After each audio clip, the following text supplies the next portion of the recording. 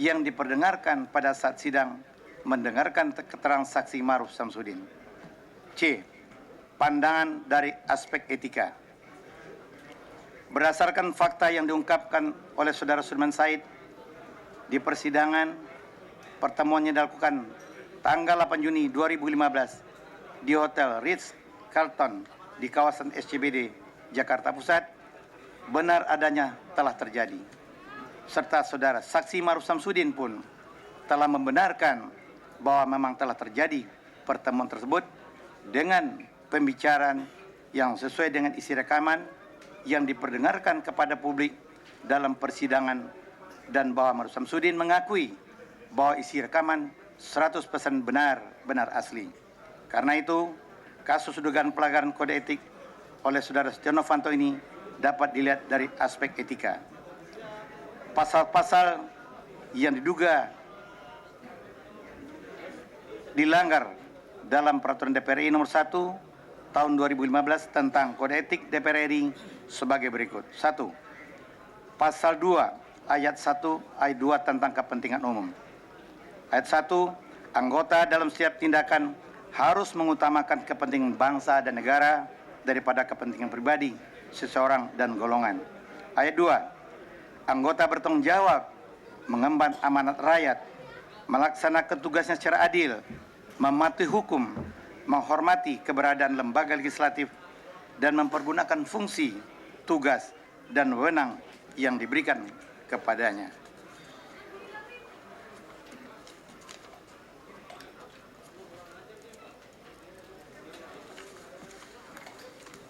Dua, pasal 3 ayat 1, 2, 4, dan 5 tentang integritas.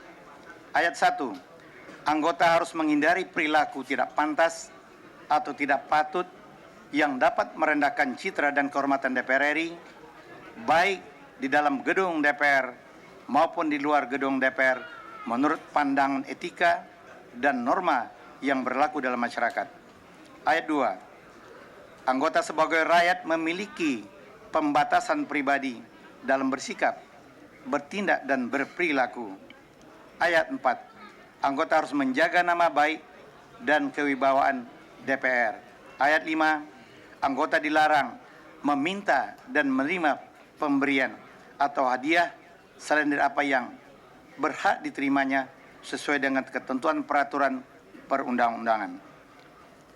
3. Pasal 4 ayat 2 tentang hubungan dengan mitra kerja.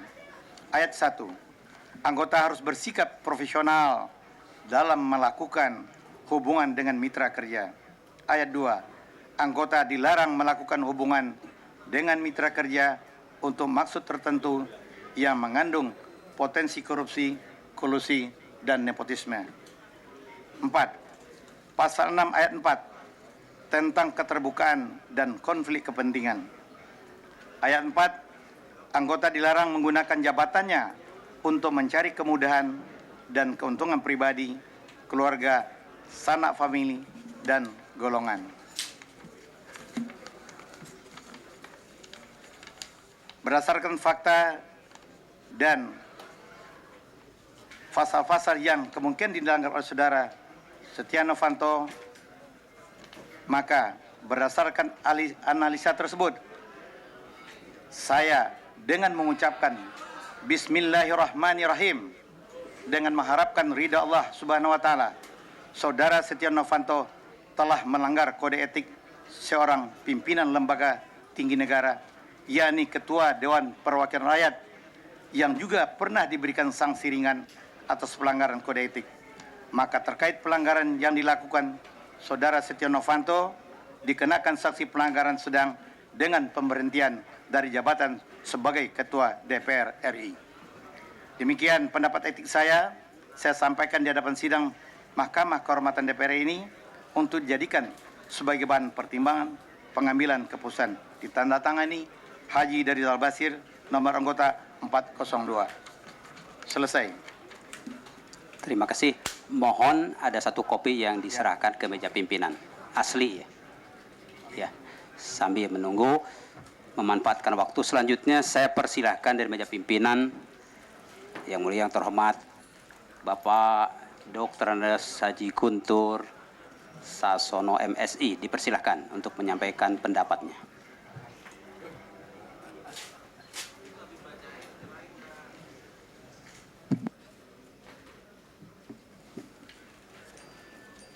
Terima kasih Yang Mulia.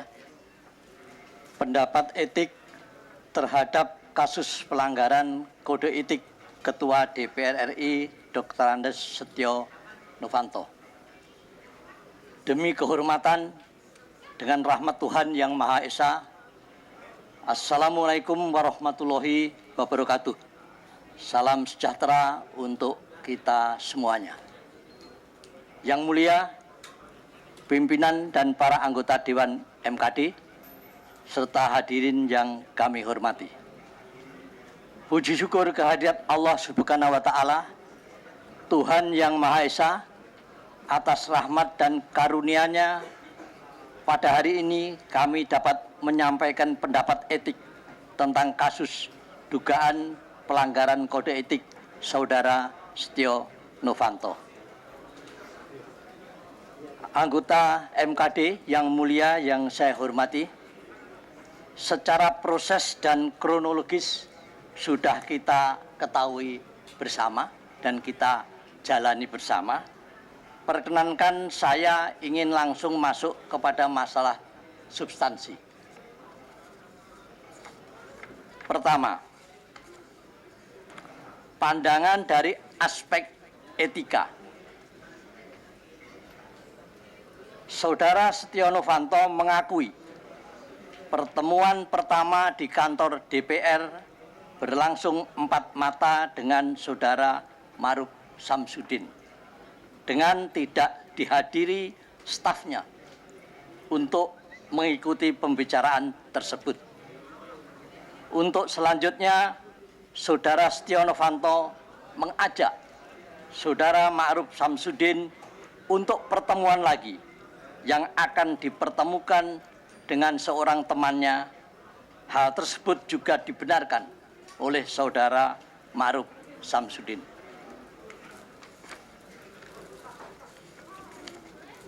Yang kedua, pandangan dari aspek persidangan selama ini. 1. Sidang telah membahas pemanggilan Saudara Muhammad Risa Khalid yang telah berada di luar negeri untuk kemungkinan dapat hadir dalam waktu cepat atau tidak, dengan tanpa jaminan kepastian waktu untuk bisa hadir. Kedua, sidang juga tidak dapat menerima rekaman asli dari Saudara Ma'ruf Samsudin yang telah diserahkan kepada Kejaksaan Agung dengan penjelasan dari Kejaksaan Agung sesuai pesan dari Saudara Ma'ruf Samsudin bahwa rekaman asli tersebut tidak boleh diberikan dan dipinjamkan kepada siapapun. 3. Sekarang para aparat penegak hukum dan kejaksaan juga telah melangkah sesuai tugasnya melakukan proses penegakan hukum. Yang keempat, bahwa berlarut-larutnya persidangan ini sangat menguras perhatian masyarakat secara nasional maupun internasional. Juga pada akhirnya hanya akan menambah kegaduhan di dalam kehidupan berbangsa dan bernegara ini. Yang terakhir, sidang MKD tanggal 14 Desember 2015 juga telah memutuskan bahwa pada tanggal 16 Desember 2015 sekarang ini MKD mengadakan sidang dengan agenda pembahasan dan pengambilan keputusan terkait persidangan ini.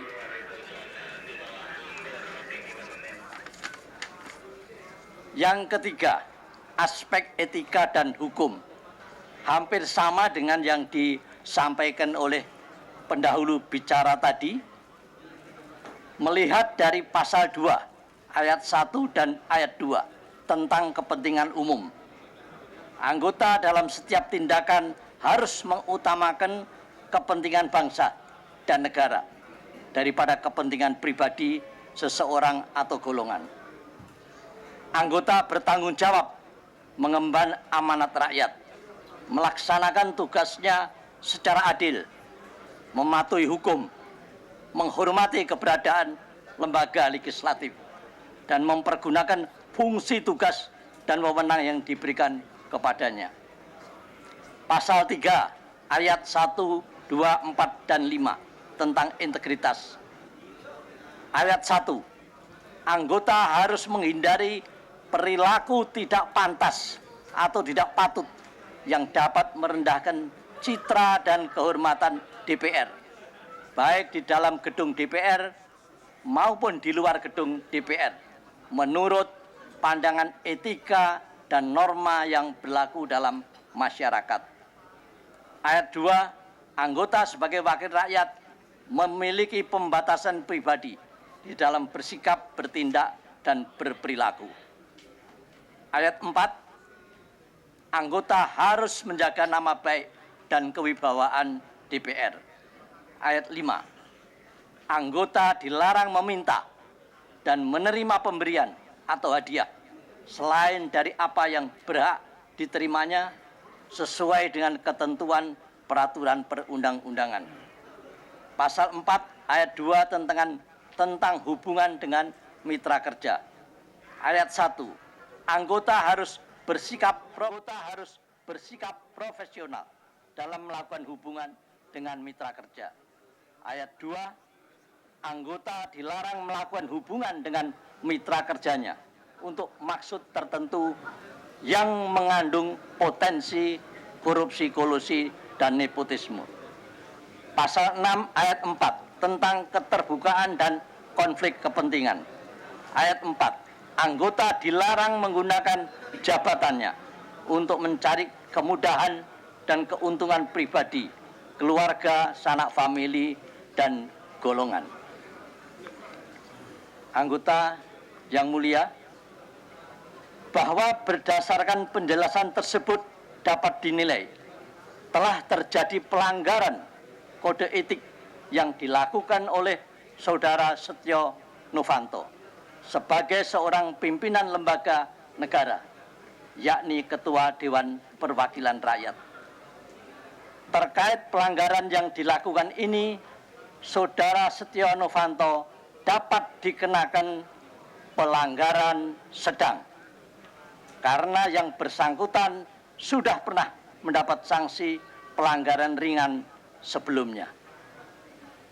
Demikian pandangan ini saya sampaikan kepada Yang Mulia pimpinan dan anggota MKD terhadap kasus pelanggaran kode etik Ketua DPR RI. Wabillahi taufik wal hidayah. Wassalamualaikum warahmatullahi wabarakatuh. Guntur Sasono, anggota MKD, anggota DPR, nomor anggota 436. Terima kasih. Terima kasih Yang Mulia Pak Guntur. Silakan menyerahkan teks pendapatnya, teks asli setelah ditandatangani.